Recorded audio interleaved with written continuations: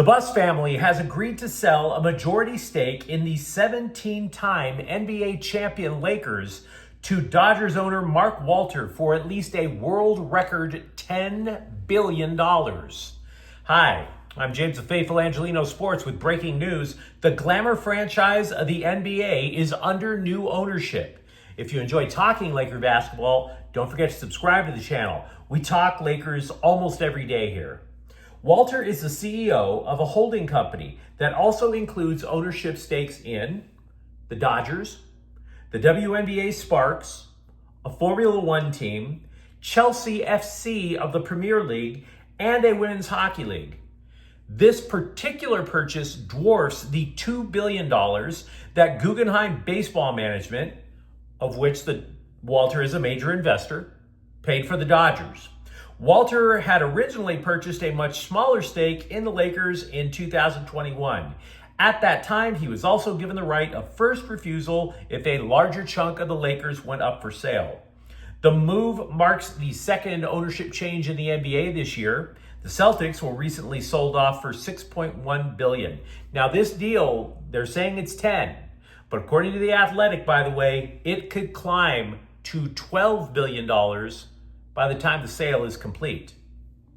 Jeanie Buss will stay on as Lakers governor. Now, the purchase leads to multiple ground-shaking effects. The aftershocks are just going to keep coming. For example, one, the lion's share of Los Angeles pro sports is mostly under the auspices now of one man. When you consider how effectively the Dodgers are run, that would make Walter a far, far more effective version of, say, Chicago's Jerry Reinsdorf. Two, you could say Walter rescued the Dodgers back when Guggenheim bought into the franchise in 2012. You could recall, previous Dodger owner Frank McCourt had dragged the franchise into bankruptcy. And in less than 10 years, the Dodgers became a worldwide brand with a consistent threat to win the World Series. Three, the Buss family, which often claimed the Lakers as just a little old family business, they took that original $67.5 million investment by patriarch Dr. Jerry Buss in 1979. Oh yeah, they're walking away with a handsome profit. Not only that, the Buss family left an indelible mark on the Los Angeles sports landscape. Name any other owner in any sport that has boosted a franchise as much as the Buss family did with the Lakers. Take your time. Not Jerry Jones and the Cowboys. Not Al Davis and the Raiders. Not even George Steinbrenner and the Yankees.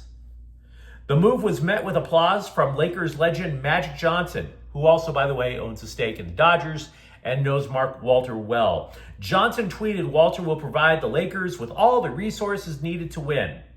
That's an assessment that seems a little clumsy, but you want to be positive. It is true, once again, that Buss often referred to the Lakers as a family business. You know, like the corner market. But for a so-called family business, under the Buss family leadership, the Lakers won 10 NBA titles. Moreover, the Lakers during that run became so entertaining, so compelling, so chic, that the NBA was no longer considered a secondary American sport. You can't forget that. If you go back in time, the NBA was an afterthought as recently as the 1970s. Now the NBA is ubiquitous with American culture.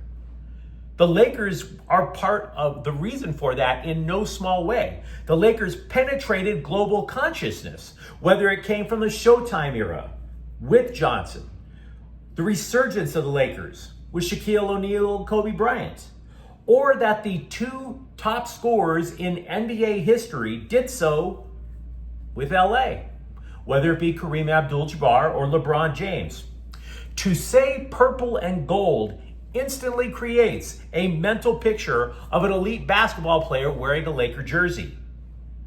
You can't accomplish all of that if you're just treating it like a small family business, folks. But after Dr. Buss's death in 2013, he left control of the team to his kids. And the results, not nearly as compelling. For the first few years of that awkward partnership, the results were actually disastrous. Jim Buss ran the Lakers like a cat chasing a laser beam.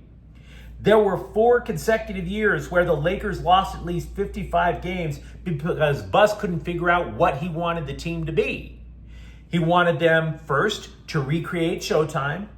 Then he wanted to recreate the Golden State Warriors positionless basketball model without outside shooters. Good luck with that. And then 3, he tried to rebuild them by playing rugged defense. None of that worked. And his sister, Jeannie, ousted Jim Buss and longtime general manager Mitch Kupchak. Firing your brother. Kinda awkward.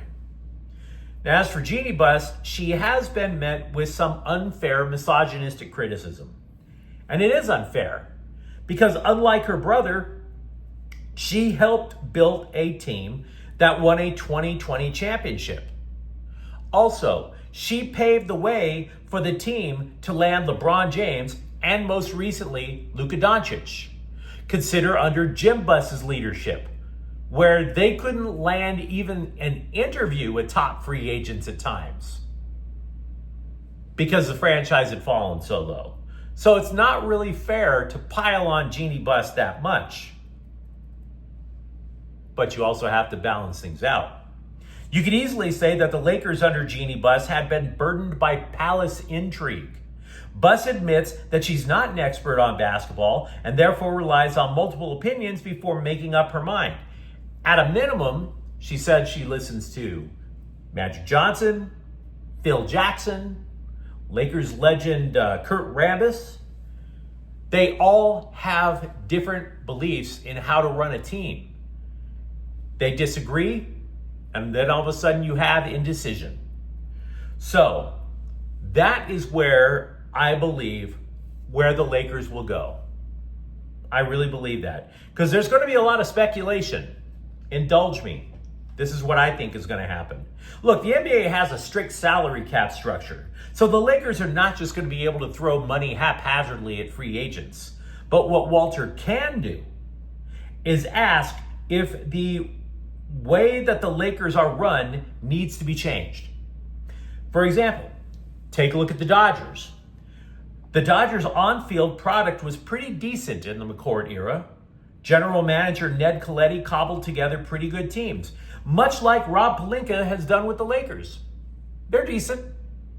Only when Walter brought in Andrew Friedman to LA in 2014 and the new team president painstakingly built a juggernaut that is the envy of every other franchise in the major leagues.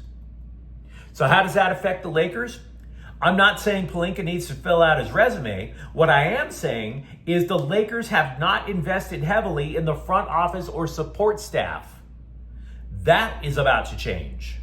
I'm also saying that the hesitancy that bogged down Jeannie Buss's stewardship, which led to the undermining of Pelinka's ability to make decisions, that's going to go away too. There will be a very distinct chain of command that will go on with the Lakers, much like there is a clear structure with the Dodgers. Walter's going to insist on it. You don't cut a check that big without saying this is how we're going to run things. That is going to mean less consensus, more decisiveness. If that, by the way, also means that Pelinka is out as GM after a year because a new team president wants his own person running things, well, so be it. So, to repeat, a majority share of the Lakers has been sold in a record-breaking $10 billion deal. And if you enjoyed this breaking news clip, don't forget to subscribe to the channel. We talk about the 17-time NBA champs almost every day here. Thanks for watching. I'm James, and we'll be back tomorrow. Faithful Angelinos is a Kian Corte El Queso production. Take care.